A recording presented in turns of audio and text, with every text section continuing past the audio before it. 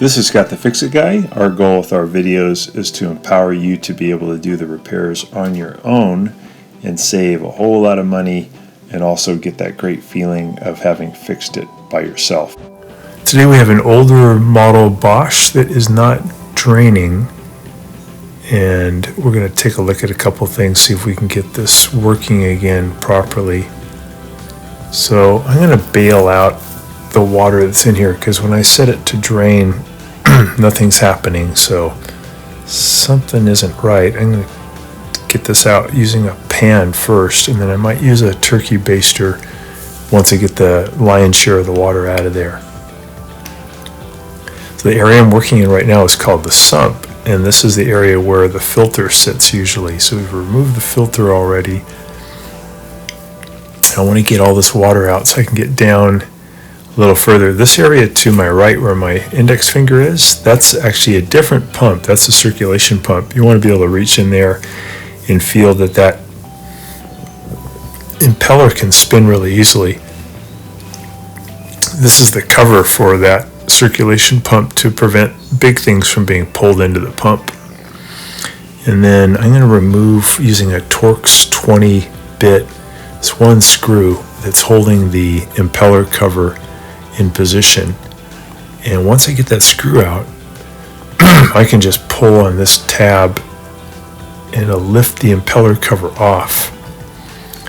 And then I can feel that the impeller, the little propeller thing, can turn pretty easily.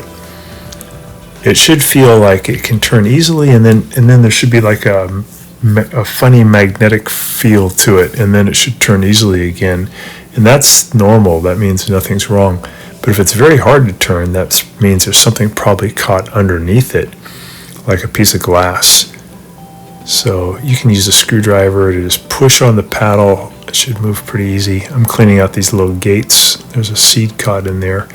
But sometimes underneath this impeller, there's a piece of glass or ceramic that you have to reach in there with maybe needle nose pliers or tweezers to pull it out. And that'll definitely keep your dishwasher from draining because the impeller can't spin. You might hear the motor humming, but no water moves. So what I noticed on this dishwasher is that the motor worked sometimes, and other times it would hum. Other times it seemed like it was stuck, and other times it would work. So it was intermittent. If I gave the propeller or the impeller a little push, it would start. So that means either that the impeller is partially stuck or the motor's just worn out. Bosch drain motors are great. They last a long time. The customer mentioned this one is 10 years old. I just pushed in on this door lock with my standard head screwdriver to make the dishwasher think that the door is closed, and then I'll set it to drain and just watch what happens. Just that way I can kind of see more what's happening.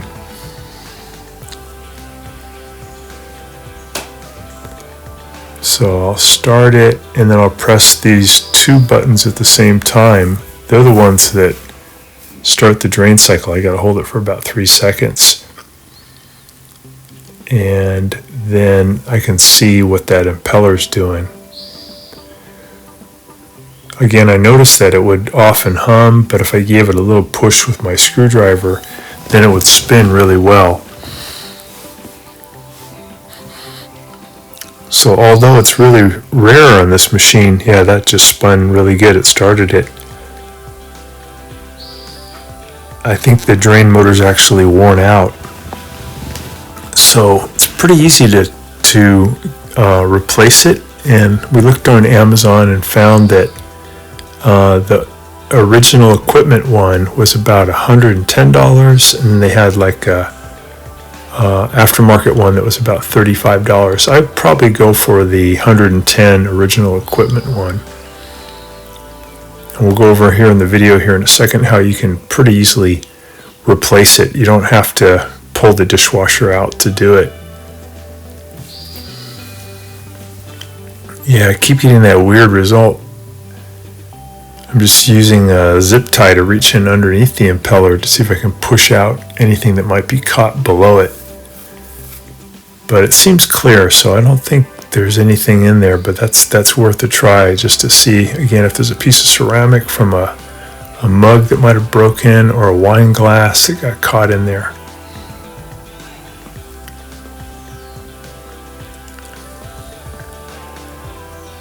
I'm using a little tool to reach in around the area where the motor shaft is to see if there might be some hair or a rubber band or something that got caught around the motor shaft, but it seems clear.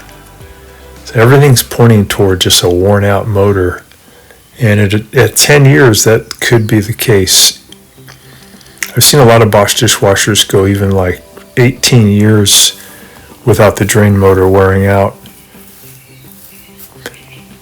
But it could be that something got caught in there and made the motor overheat, and that wore it out prematurely.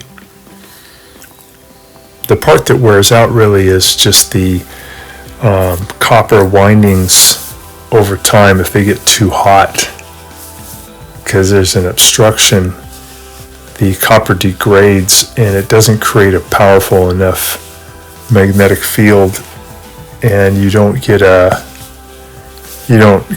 enough energy to break the inertia to get the motor going. But if you give it a little push, it will work. So again, it usually points toward something blocking the impeller or just a worn out motor.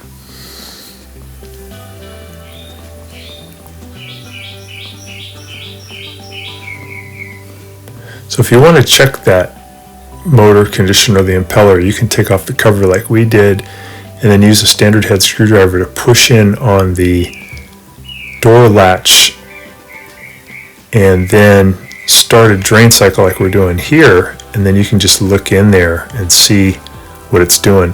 I'm going to just try a trick. I'm going to add a little bit of vegetable oil in there as a lubricant just to see if that does anything. So I'll tell it to drain, and it did spin that time. It did work.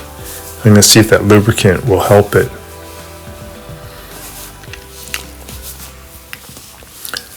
So we can see it shooting up the water in there. After doing this a few times, I found that it did work and then it stopped working again. So I was just hoping I could avoid replacing the motor, but it looks like this one's really going to need a new motor. I'm feeling the top of the impeller housing, it's pretty chewed up, so something was in there at some point and it was smacking into the plastic over and over and kind of tearing it up, and that would then point to maybe something that would cause the drain motor to wear out prematurely. So I'm going to put the cover back in, and the way I'm going to put it in is I'll push in the bottom of it toward me first, and then I'll push in the back edge of it so it sits nice and flat. Then I'll add that Torx 20 screw back in, and it goes in the hole that's furthest away from me. So then when I tried it again, it just was humming, so it did not do the trick. So I'm going to replace this motor. I take out these two Phillips head screws that are covering the kick plate that are below the dishwasher.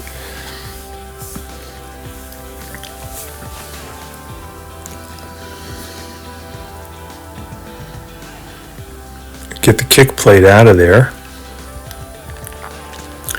I'm going to reach in and grab this insulation and get it out of there. Got to make sure I have it unplugged at this point. Open the door a little bit. That gives me more room to work. And I'm going to lift up on this tube. It has a little clip over it. This is the tube that where the water is going to drain out. Or actually, I'm sorry, this is the tube that brings water into the dishwasher. I'm going to pull that out, get it out of the way, and I'm going to reach in and twist the motor toward me so it points to about 45 degrees. and then I can get it out. I gotta take out a couple of Torx 20 screws here on this plate because it's not letting me get the motor out. One on the right, one on the left. And that gave me a little more room. Now I can reach in and grab the drain motor, pull it toward me, and then I'll slide it out to my left so I can take a look at it. I had to remove the power connector too from the drain motor by just pulling it straight out. So this is the impeller. This is the thing that spins, and it should feel like it moves easily, and then it has a resistance, then it moves easily, and then it has a resistance. I'm going to pry off this impeller assembly. Look in here, see if there's anything like food debris or something caught in there. I'm hoping I can save this motor, but it may be a goner. It may just be time to replace it. These are just some things you could do if you don't have access to a new motor. So I'm going to clean these parts really well. There was a little bit of food debris in there. It has a lot of seals that's supposed to prevent stuff like that from getting in there, but still things sneak past.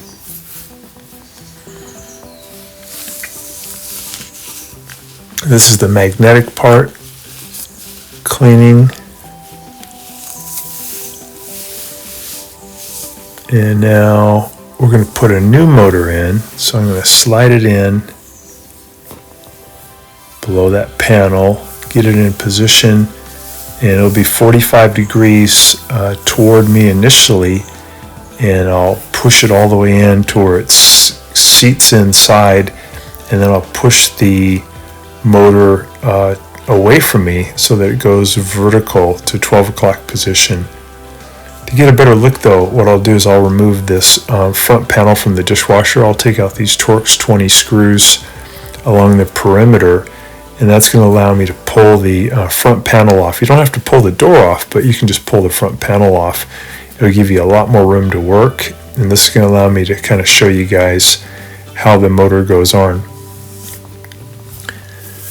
So once you know how it goes on, you don't really have to take off this door panel. You can just do it like we were doing earlier, but this does make it easier. It just takes a few more minutes to remove these little screws and get the front panel off. There's two here in the corner also we need to remove. We don't remove the ones in the center though, just the ones here on the corner and the ones down on the edges. Now we can pull the panel off, get that out of the way.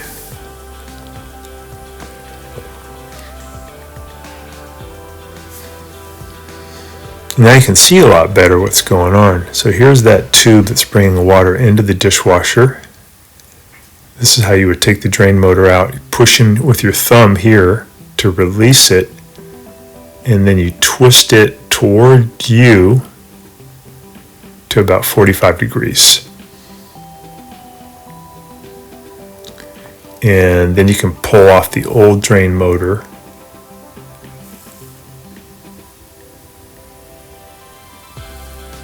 Here's that panel that was kind of in the way. So here's how you'd put it in.